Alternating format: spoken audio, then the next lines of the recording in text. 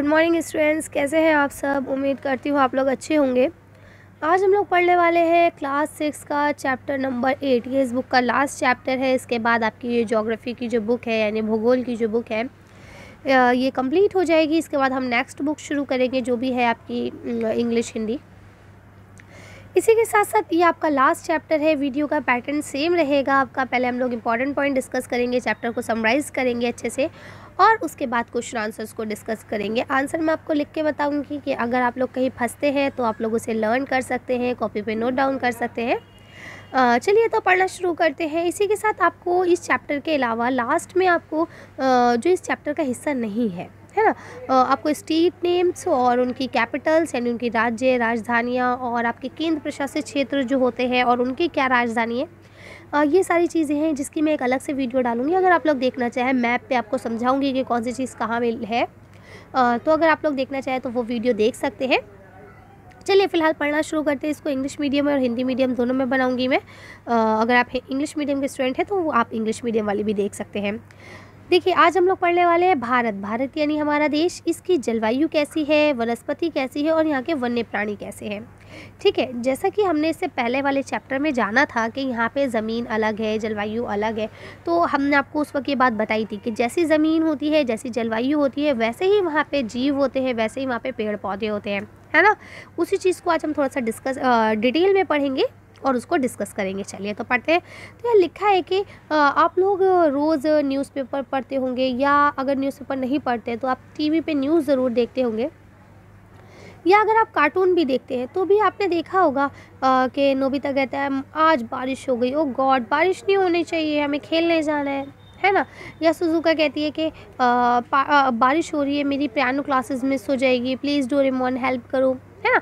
तो क्या है ये कि धूप है और अभी बारिश हो गई, या आज बहुत सर्दी हो रही है, आज तो बर्फ़ गिरने के चांसेस हैं। तो ये सब चीज़ें क्या हैं जो फ़ौरन चेंज हो रहा है। ये जो प्रतिदिन अभी धूप निकली, अभी वर्षा हो गई, अभी ठंडा मौसम हो गया, है ना।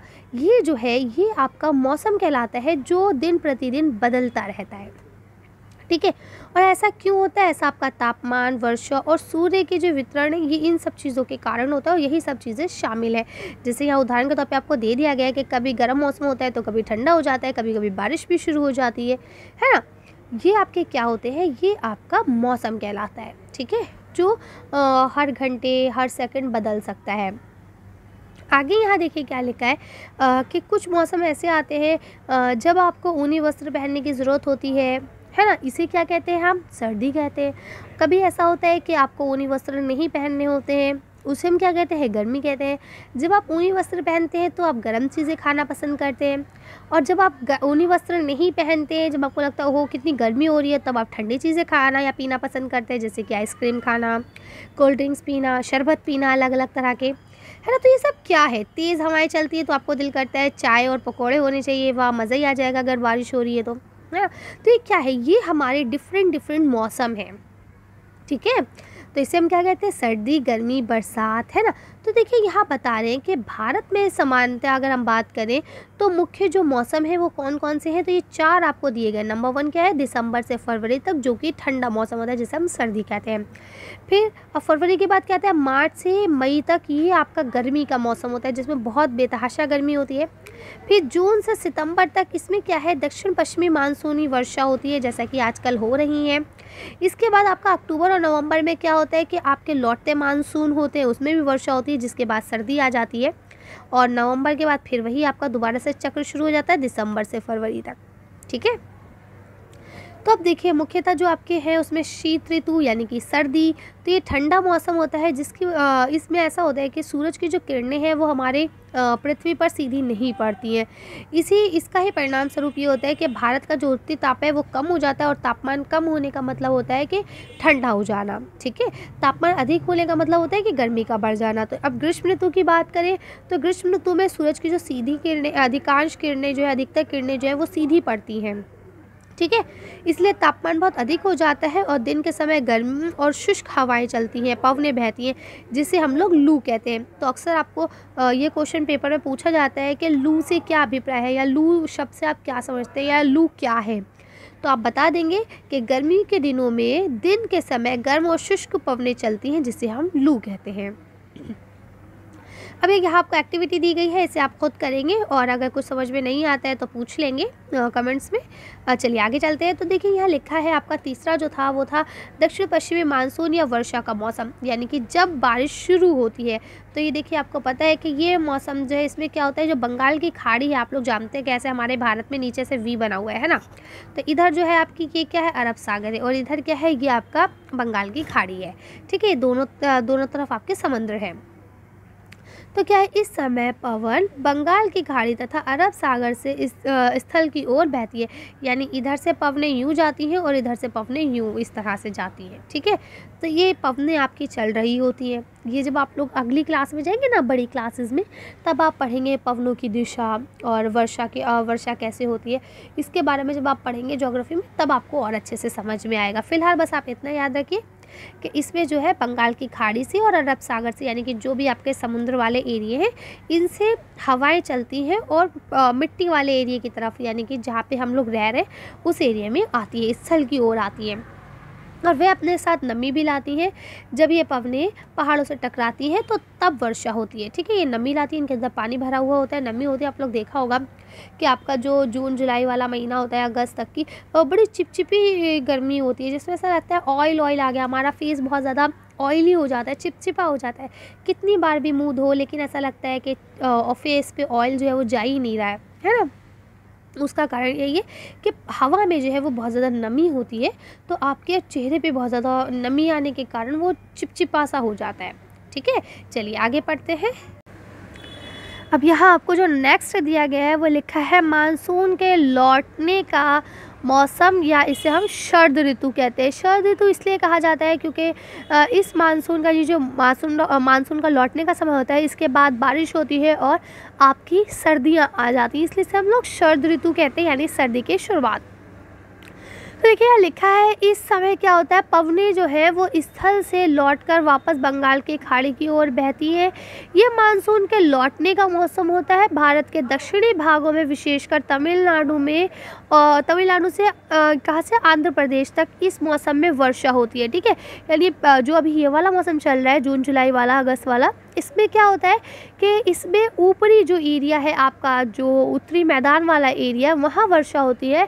लेकिन जब आप बात करें लौटती हुई पवनों में, तो लौटती हुई पवनों में आपके तमिलनाडु, आंध्र प्रदेश, इन जगहों पे बारिश होती है। ठीक है, किसी स्थान पर अनेक वर्षों में मापी गई मानसून की औसत औसत दशा है, उसको हम लोग जलवायु कहते हैं, कि यानी कि इस जगह पे कितनी मानसूनी जलवायु रही, कितना क्या मौसम रहा। ठीक है, भारत की जलवायु अगर मोटे तौर पे बात करें तो मानसूनी जलवायु कही जाती है, क्योंकि यहाँ पे वर्षा जो है और देशों के बनिस्बत ज़्यादा होती है। अगर हम कंपेयर करें तो यहाँ पे वर्षा ज़्यादा होती है, इसलिए हम लोग भारत की ऑल ओवर जलवायु को मानसूनी जलवायु के नाम से जानते हैं। जैसा कि आप लोग जानते हैं कि बॉम्बे, कलकत्ता, जो आपका तटीय क्षेत्र है ना, जो समुद्र के किनारे, वहाँ तो जनरली वर्षा होती ही रहती है। किस वक्त वर्षा हो जाए किसी को कुछ नहीं मालूम, है ना।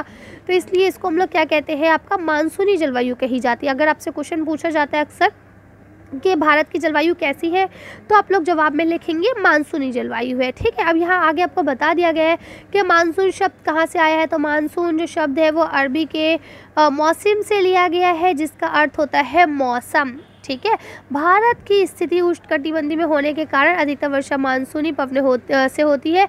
इसीलिए भारत में कृषि जो है वो वर्षा पर ही निर्भर करती है। अच्छे मानसून का मतलब होता है पर्याप्त वर्षा तथा प्रचुर मात्रा में फसलों का उत्पादन। तो ये सब चीज़ें आप लोग को बिल्कुल क्लियर हो गई है, मैं एक बार एक्सप्लेन कर देती हूँ। इसमें कहने का मतलब ये है कि क्योंकि दोनों रीज़न्स है। एक रीज़न ये भी है कि हमारे जो हिंदुस्तान है, जो हमारा भारत है, वो इतना ज़्यादा डेवलप नहीं है, यहाँ पे हर चीज़ नहीं थी पहले ज़माने में। तो ख़ास तौर पे आज भी कुछ जगह ऐसी है जहाँ पे वाकई उतनी फैसिलिटी अवेलेबल नहीं है।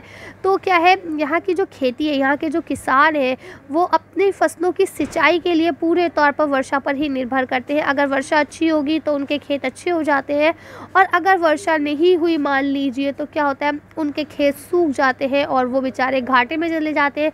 जिसका रीज़न आप लोग ने देखा होगा कि वो लोग फिर सुसाइड कमिट कर लेते हैं और वो मर जाते हैं, है ना। क्यों? क्योंकि वो बेचारे इतने कर्जे में होते हैं और नहीं कर पाते हैं भरपाई, तो उनको लगता है कि भाई मर जाना ही बेहतर है। खैर मरना तो किसी चीज़ के कोई सॉल्यूशन नहीं है। अगर आप फेल होते हैं, मैंने भी पिछले दिनों न्यूज़पेपर में पढ़ा था कि 10th में प्री बोर्ड में बच्ची फेल हो गई और जब उसे ये पता चला कि हम प्री बोर्ड के ही बेस पे पास होने वाले हैं तो उसने सुसाइड कर लिया। तो सुसाइड करना तो बेटा किसी चीज़ का कोई सॉल्यूशन है ही नहीं कभी भी, है ना। हमें क्या करना चाहिए, देखिए ज़िंदगी में प्रॉब्लम्स आती रहती है, लेकिन उन प्रॉब्लम्स को हम भाग नहीं सकते। हमें क्या करना चाहिए, हमें उसका डट कर मुकाबला करना चाहिए। जब हम किसी चीज़ का डट कर मुकाबला करते हैं तो वो खुद झुक जाते हैं, है ना। अरे आज फेल हो गए, कल पास हो जाएंगे। और पता है जो हार के जीतता है ना, उसको तो ज़्यादा वैल्यू मिलती है, जो जीत रहा है उसकी क्या वैल्यू, है ना। अब मैं गोल्ड मेडलिस्ट हूँ तो थोड़ी ना कोई कहेगा कि भाई आप गोल्ड मेडलिस्ट हो ना। अगर मैं फ़ेल होती उसके बाद गोल्ड मेडलिस्ट तो कहते हैं भाई देखो ये फ़ेल हो चुकी है, उसके बावजूद इसने हार नहीं मानी, अगली बार में देखो टॉप करके बैठी, तब आएगा ना मज़ा। तो इसलिए कभी भी मैं आप लोगों से रिक्वेस्ट भी कर रही हूँ और आप लोगों को समझा भी रही हूँ एज अ टीचर कि कभी भी हमें ये नहीं सोचना चाहिए कि हमें हारना है ना। हमेशा सोचिए कि हमें जीतना है। अगर हार गए तो कोई हारना बुरी बात तो नहीं है ना। गेम में हम कुछ भी करें तो हार या जीत ही होती है। ऐसा तो नहीं है कि हमेशा हम ही जीतेंगे या हमेशा आगे वाला ही हारेगा, है ना। कभी कोई जीतता है, कभी कोई जीतता है। बहरहाल ये तो सब आपकी मोटिवेशन वाली बातें हैं। खैर हम लोग बात कर रहे थे वर्षा पे कैसे निर्भर करते हैं। तो मैंने आप लोगों को बता दिया कि यहाँ पे सिंचाई के और कोई साधन नहीं है।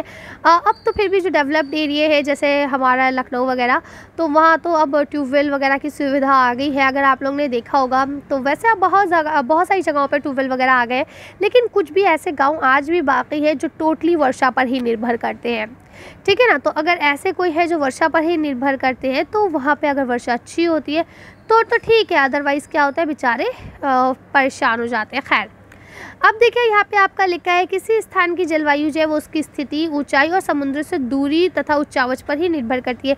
ये बिल्कुल ठीक बात है। यानी वहाँ की जलवायु कैसी होगी ये इस पर ही निर्भर करती है कि वहाँ की स्थिति क्या है, यानी वो कैसी जगह पे है, उसकी ऊंचाई कितनी, समुद्र से उसकी ऊंचाई कितनी और समुद्र से उसकी दूरी कितनी है, इस पर ही निर्भर करती है, ठीक है ना।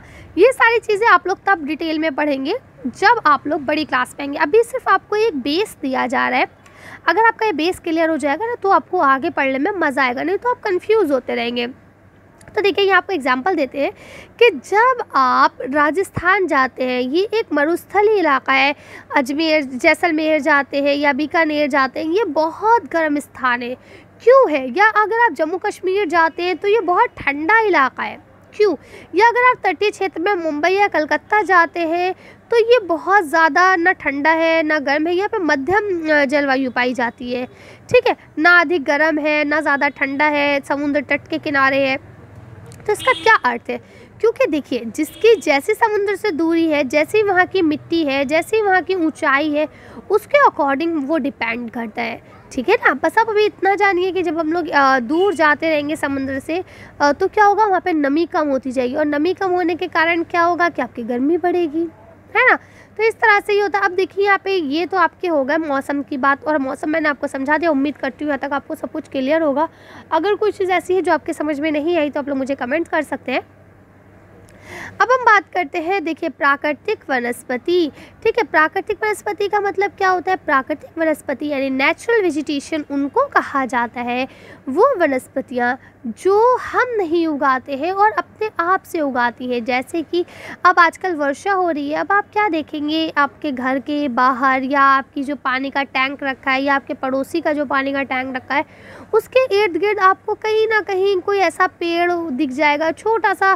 जैसे मान लीजिए आपका टैंक रखा है, यहाँ इससे जुड़ा हुआ यहाँ पे वो पौधा टाइप का निकल आएगा, चाहे उसमें 2 पत्ते हों चाहे उसमें 4 पत्ते हो, निकल आता है। वो क्या आपने लगाया या मैंने लगाया? नहीं ना, वो अपने आप निकल आता है ना। उसमें मानव की या मनुष्य की या इंसान की किसी भी तरह की कोई सहायता नहीं लगती, ना हम उसे पानी देते। भाई अगर मुझे अभी मैं कहूँ मुझे ना गार्डनिंग करने का बहुत शौक़ है, ठीक है, तो मैंने अपने घर में जो हमारे छत है, टेरेस है, टेरेस के ऊपर मैंने बहुत सारे रोज़ के प्लांट्स लगाए हैं और अलग अलग तरह के मैंने प्लांट्स लगाए हैं, तुलसी वगैरह के भी लगे हुए हैं। तो क्या है, मुझे उन्हें लगाना पड़ा, है ना।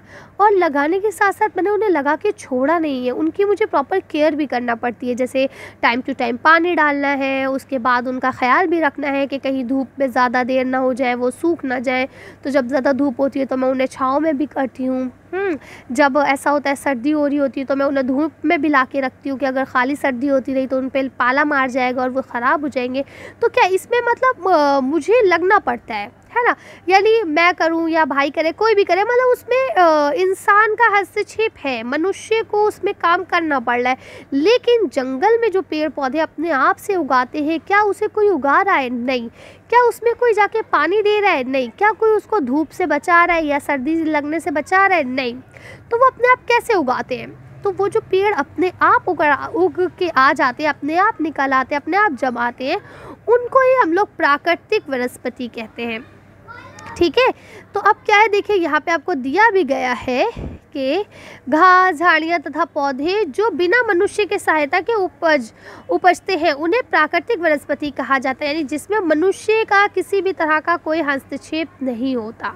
ठीक है, अब हम यहाँ पे ज़रा देख लेते हैं कि पेड़ों को हम कैसे पहचानेंगे।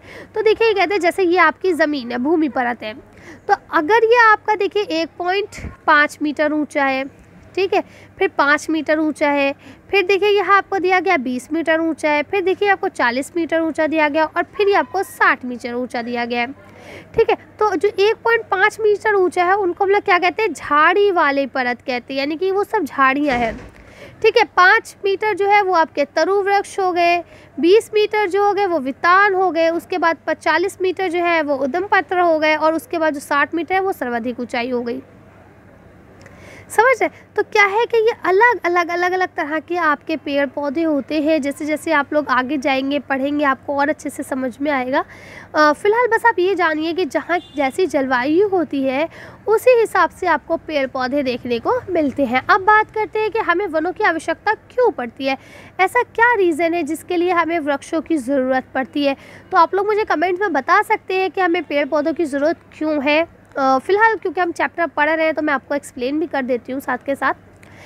देखिए, सबसे मेन चीज़ जो है, सबसे इम्पॉर्टेंट, जिसको हम कभी मना कर ही नहीं सकते, जिसको हम कभी डिनाई कर ही नहीं सकते, वो ये है कि पेड़ पौधे ही हमें ऑक्सीजन देते हैं, है ना। आप सब जानते हैं कि जब हम लोग सांस अंदर लेते हैं तो हम लोग ऑक्सीजन को अंदर लेते हैं, ठीक है, लेकिन जब हम सांस छोड़ते हैं तो हम कार्बन डाइऑक्साइड को बाहर छोड़ते हैं। ठीक है, अब क्या है, अगर सब सांस अंदर लेके ऑक्सीजन सब अपने अंदर ले लेते हैं और कार्बन डाइऑक्साइड बाहर छोड़ते हैं, तो फिर तो हवा में सिर्फ और सिर्फ कार्बन डाइऑक्साइड ही बचना चाहिए, ऑक्सीजन तो ख़त्म हो जाना चाहिए। लेकिन वो ख़त्म नहीं होती। उसका रीज़न क्या है कि जो हम कार्बन डाइऑक्साइड छोड़ते हैं वो पेड़ पौधे जो होते हैं वो अपने अंदर ले लेते हैं।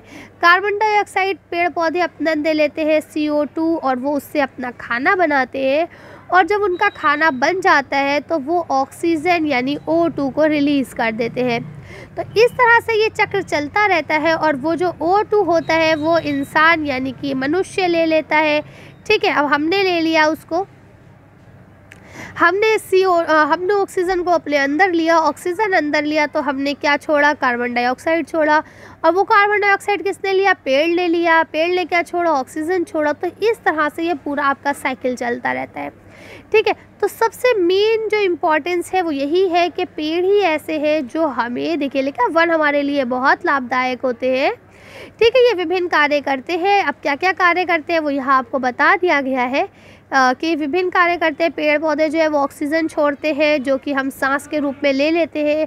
जब हम सांस को ग्रहण करते हैं और जब हम सांस को छोड़ते हैं तो हम कार्बन डाइऑक्साइड छोड़ते हैं जो कि पेड़ पौधे ले लेते हैं, और उसके बाद वो उससे, और उसके अलावा पेड़ पौधे जो है वो मिट्टी को बांध के रखते हैं, उसे अपरदित नहीं होने देते। जैसा कि हमने पिछली बार बताया था कि अब ये आपका पेड़ है, अब अगर यहाँ से मिट्टी उड़ी तो अगर पेड़ नहीं होगा तो वो उड़ती चली जाएगी, लेकिन जैसे ही पेड़ होगा वो इससे आकर टकराएगी और यहीं गिर जाएगी।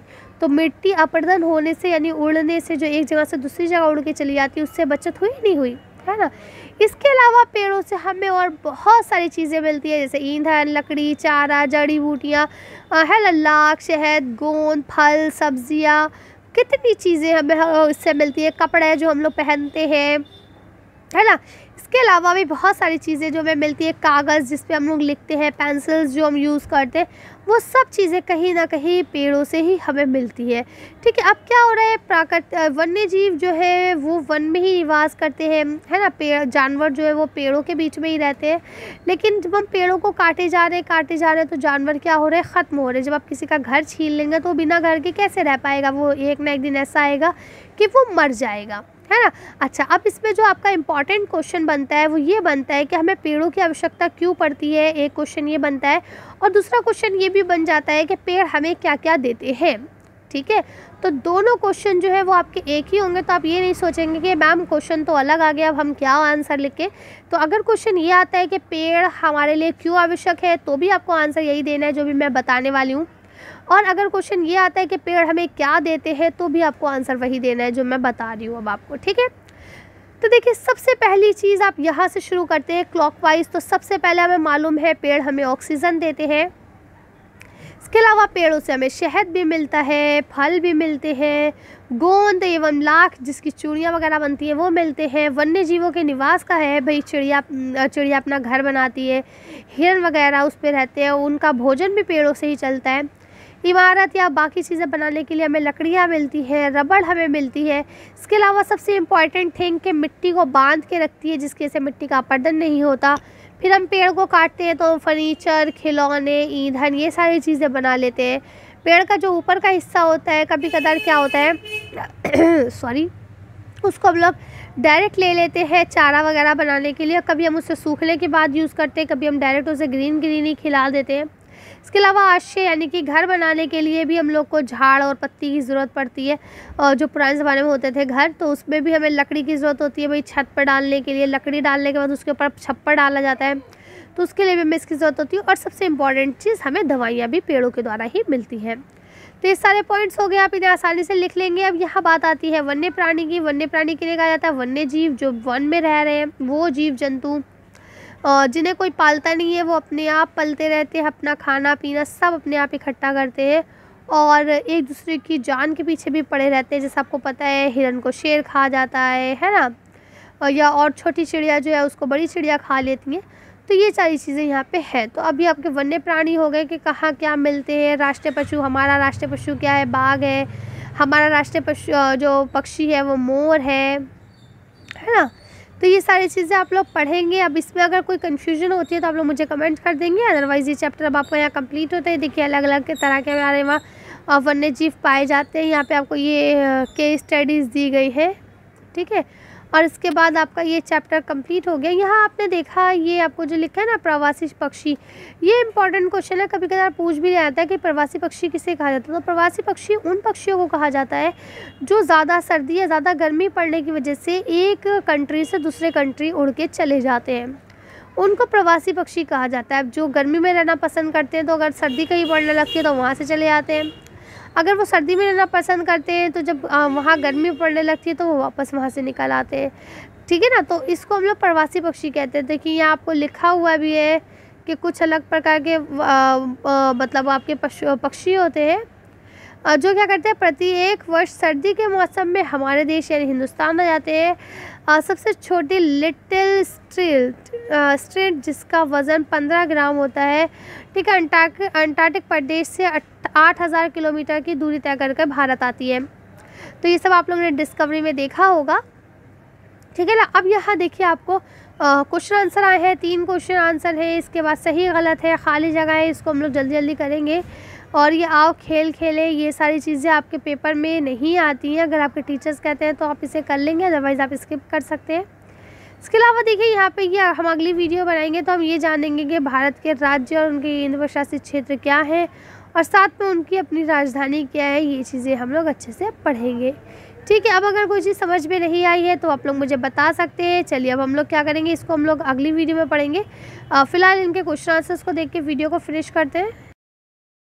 अब देखिए यहाँ पे आपको क्वेश्चंस दिए गए हैं, शॉर्ट क्वेश्चन है, इनको लिखना है। 3 क्वेश्चन आपके बुक के हैं, बाकी क्वेश्चन मैंने अपनी तरफ से कराए हैं। वो क्वेश्चन है वो जो इम्पॉर्टेंट है, एग्जाम्स में अक्सर पूछ लिए जाते हैं। तो अगर आप लोग चाहें लिख सकते हैं, अगर नहीं लिखना चाहें तो स्किप भी कर सकते हैं, कोई परेशानी नहीं है। इसमें पहला क्वेश्चन लिखा है, कौन सी पवन भारत में वर्षा लाती है, ये इतनी महत्वपूर्ण क्यों है।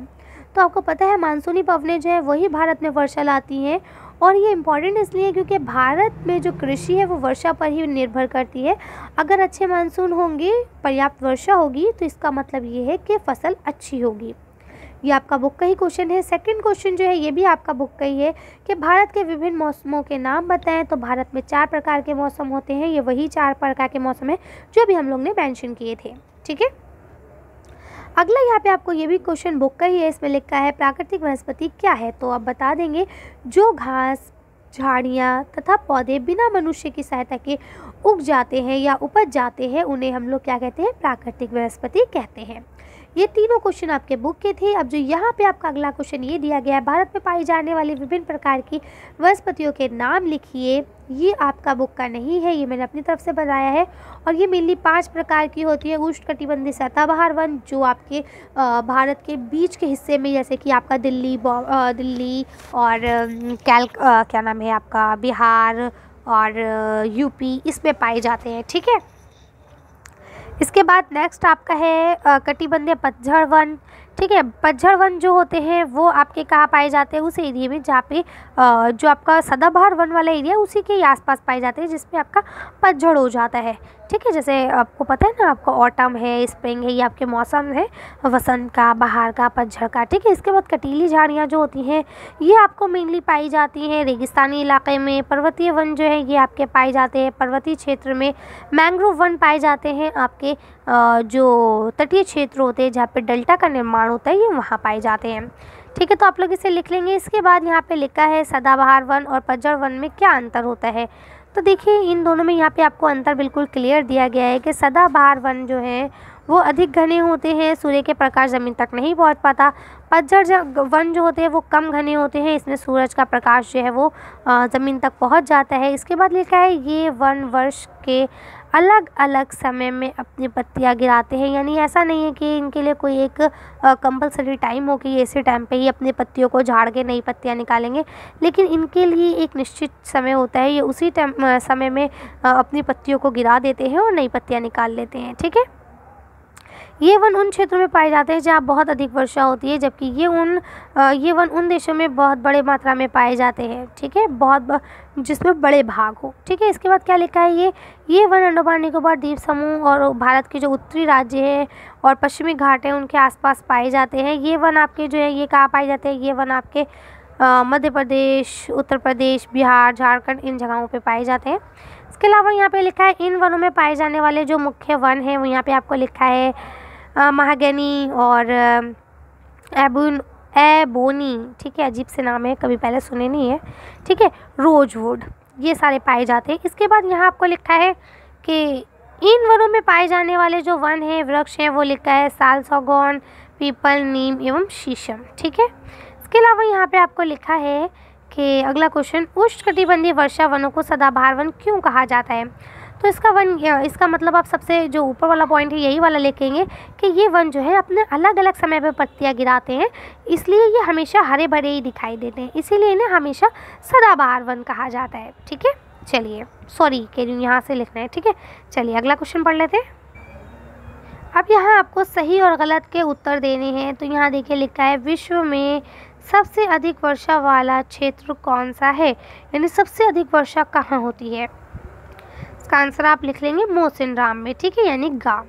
मैंग्रोव वन कहाँ पाए जाते हैं, तो आप लिखेंगे खारे जल में, यानी कि जहाँ पे डेल्टा का निर्माण होता है उसके आसपास। ठीक है, इसके बाद यहाँ पे आपको लिखा है अगला क्वेश्चन, महोगनी एवं रोजवुड पेड़ वृक्ष पाए जाते हैं। तो भी हम लोग ने इसे पढ़ा कि कहाँ पाए जाते हैं, उष्णकटिबंधीय सदाबहार वन में। इसके बाद लिखा है जंगली बकरी तथा हिम तेंदुए कहाँ पाए जाते हैं। तो जाहिर सी बात है जब ये बर्फीले हैं तो ये आपको पाए जाएंगे हिमालय के क्षेत्र में। ठीक है, यानी पर्वतीय इलाकों में। और ये यहाँ पे आपको लास्ट क्वेश्चन दिया गया है, दक्षिण पश्चिम मानसून के समय आदर पवन जो है वो कहाँ बहती है। तो आप बता देंगे समुद्र से स्थल की ओर बहती है। ठीक है, कर लेंगे आप लोग इसे। चलिए फिर आपको देख के वीडियो को फिनिश करते हैं। अब ये आपके खाली जगह है, तो यहाँ लिखा है गर्मी के दिनों में दिन के समय जो आपकी शुष्क और गर्म पवनें चलती है उन्हें क्या कहा जाता है, उन्हें लू कहा जाता है। ठीक है, आंध्र प्रदेश तथा तमिलनाडु में के मौसम में अधिक वर्षा होती है, तो कब होती है, लौटे मानसून में। गुजरात के डैश, तो क्या आ जाएगा गिर वन, तो क्या आ जाएगा एशिया शेरों का निवास है। ठीक है, यानी कि जो आपका गुजरात है उनके जो गिर वन है, ये वन का नाम है गिर वन, वहाँ पे आपके जो है सबसे ज़्यादा कौन निवास करते हैं? एशियाई शेर। ठीक है, क्या लिखा है? मैंग्रोव वन की प्रजाति है, तो क्या है? सुंदरी वन। ठीक है, ये सुंदरवन जो है ये आपके मैंग्रोव वन की एक प्रजाति है, को मानसून वन भी कहा जाता है। तो उष्णकटिबंधीय पतझड़ वन जो है उनको आपका मानसून वन भी कहा जाता है। नहीं, उष्णकटिबंधीय पतझड़ नहीं, सॉरी, यहाँ सदाबहार आएगा। ठीक है, उष्णकटिबंधीय सदाबहार। ठीक है, उष्णकटिबंधीय सदाबहार वन जो है उनको हम लोग मानसूनी वन भी कहते हैं। अभी हमने पढ़ा था ना पीछे, तो आप लोग इसे लिख लेंगे। चलिए, तो आज की वीडियो को हम यहीं खत्म करते हैं। आज की वीडियो में बस इतना ही। अगर आपको हमारी वीडियो पसंद आई हो तो प्लीज़ इसे लाइक और शेयर करें। अगर अभी तक आपने हमारे चैनल को सब्सक्राइब नहीं किया तो प्लीज़ हमारे चैनल को सब्सक्राइब करें। Thank you for watching.